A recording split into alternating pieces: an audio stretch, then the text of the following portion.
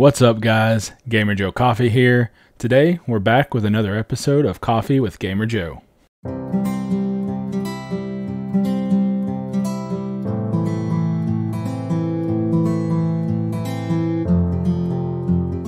Hey guys, so today I'm sitting here with a cup of Gamer Joe Snickers coffee. Give me a little bit of energy this morning. Today we're going to talk about the history of coffee. Kind of did some research, kind of learned the history of coffee. It's not really a really specific set history. There's a lot of like tales and legends around its origin. But I did some research, and today we're going to talk about some of the past. So let's get right into it. Let's start with an Ethiopian legend. So coffee grown worldwide can trace its heritage back centuries to the ancient coffee forests on the Ethiopian plateau. There, legend says that the goat herder Kaldi first discovered the potential of these beloved beans. The story says that Kaldi discovered coffee after noticing that eating the berries from a certain tree, his goats would become so energetic that they didn't want to sleep at night. He reported his findings to the local abbot of the local monastery. They made a drink with the berries and found that it kept him alert through the long hours of evening prayer. The abbot shared his discovery with other monks at the monastery, and knowledge of the energizing berries began to spread.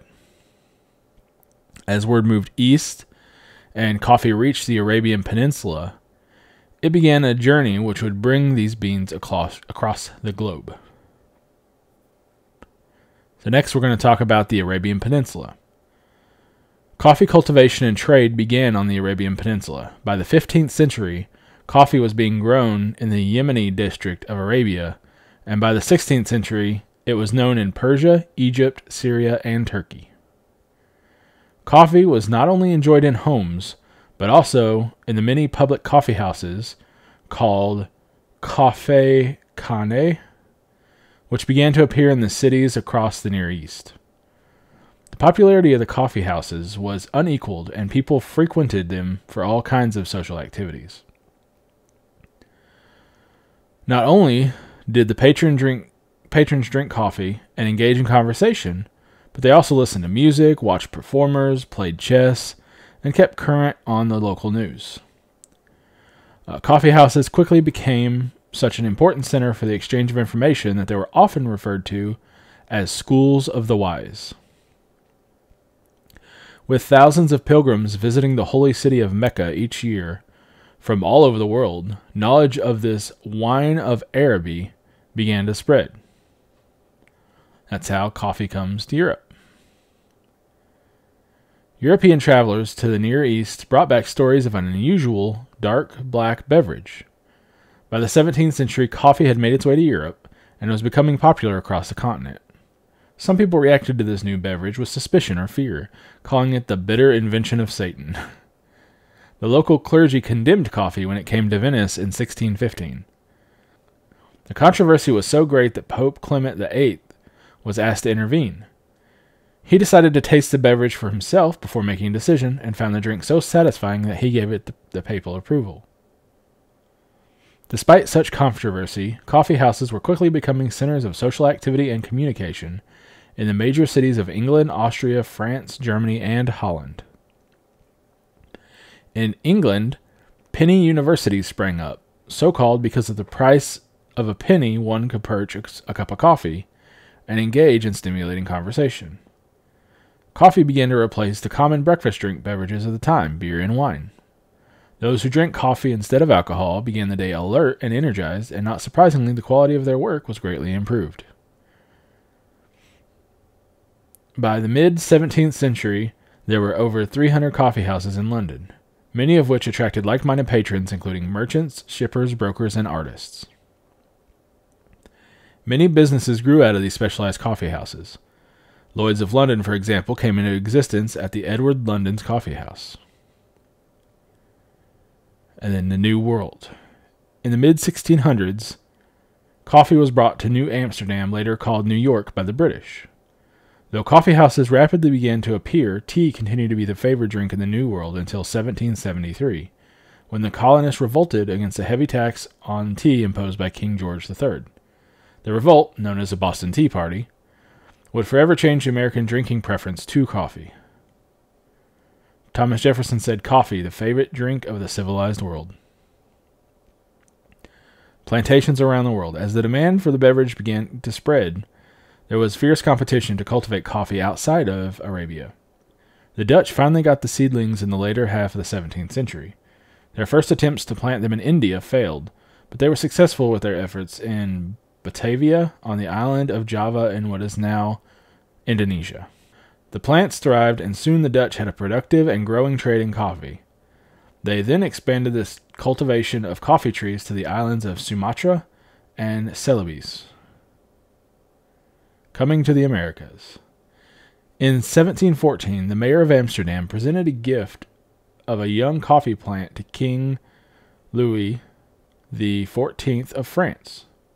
The king ordered it to be planted in the Royal Botanical Garden in Paris. In 1723, a young naval officer, Gabriel de Clèves, obtained a seedling from the king's plant.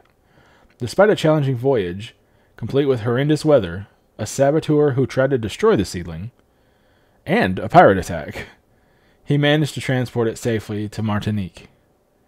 Once planted, the seedling not only thrived, but it's credited with the spread of over 18 million coffee trees on the island of Martinique in the next 50 years. Even more incredible is that the seedling was the parent of all coffee trees throughout the Caribbean, South, and Central America. The famed Brazilian coffee owes its existence to Francisco de Melo Paleta, who was sent by the Emperor of French Guiana to get coffee seedlings. The French were not willing to share, but the French governor's wife, captivated by his good looks, gave him a large bouquet of flowers before he left. Buried inside were enough coffee seeds to begin what is today a billion-dollar industry. Missionaries and travelers, traders and colonists continued to carry coffee seeds to new lands, and coffee trees were planted worldwide. Plantations were established in magnificent tropical forests and on rugged mountain highlands. Some crops flourished, while others were short-lived. New nations were established on coffee economies. Fortunes were made and lost. By the end of the 18th century, coffee had become one of the world's most profitable export crops. After crude oil, coffee is the most sought commodity in the world. All of the information I've used today was gathered from the National Coffee Association of the USA. I will link their site down below in the description. It is ncausa.org. So check them out if you want some more information. That's where I got a lot of this information that I presented you guys today, and they really had a lot of information to go through. So yeah, check them out. Thank you guys for tuning in. I've been Gamer Joe Coffee. Hopefully you learned a little something. You had a little fun learning about the history of coffee. If you liked the video, hit subscribe to see more. We'll have another coffee video next week. More gaming videos this week. If you liked the video, hit the like button. That really helps out a lot. Leave me a comment down in the comment section below. Let me know if you have any questions, comments, anything, any kind of input. I appreciate it. I'll try to be pretty active with you guys on there. Speaking of active, I'll be active on my socials down in my link tree. I'd love to interact with you guys there. You know, post, tag me in something, leave me a comment, whatever. I'd love to interact with you guys. Other than that, I've got a couple gaming videos coming up this week, and yeah, hopefully you guys enjoyed the video. Thanks for tuning in. Hope you have a great day and an even better cup of coffee. See you guys.